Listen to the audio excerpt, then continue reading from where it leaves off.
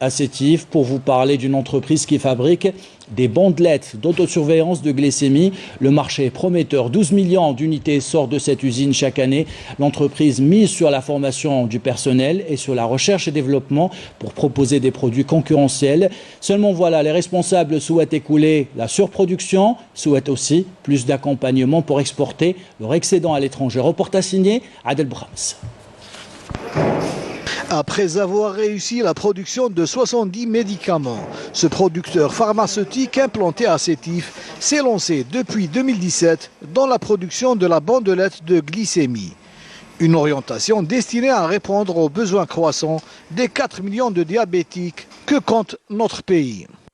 Le secteur donc, de l'industrie pharmaceutique s'est diversifié ces derniers temps et malheureusement, à l'époque, il n'y avait pas un seul producteur national de la bandelette de glycémie. Donc il y avait un marché qui était occupé à 100% par de l'importation. Pour ce qui est de la bandelette, on a un marché qui est aux alentours de 12 millions d'unités annuelles et nous, on occupe à peu près un tiers de ce marché-là.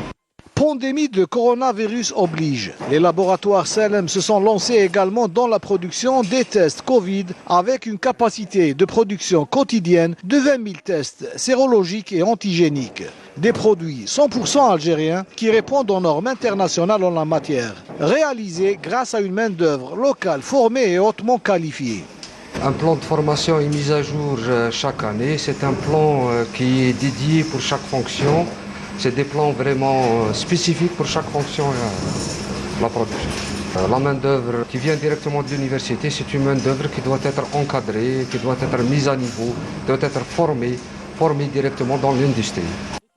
Pour maintenir ce cap, un partenariat gagnant-gagnant a été signé avec l'université algérienne.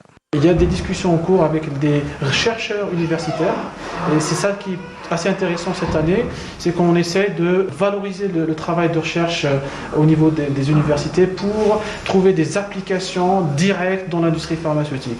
Donc on a quelques discussions en cours et on aimerait bien que ça aille plus et qu'il y ait plus de, comme ce fut le cas d'ailleurs cette année, de participation vis-à-vis de l'université en sens de financement de ces sujets de recherche et de toute façon c'est réglementé et nous on a quand même pas mal de sujets qui sont aujourd'hui d'actualité, qui vont être aussi pour demain des sujets de développement de l'entreprise. On tire vers un transfert de technologie avec plus de produits à haute valeur ajoutée. L'avenir pour nous, c'est toujours de développer plus de produits, d'élargir notre gamme de produits et donc pour cela, il faudrait des plateformes beaucoup plus importantes.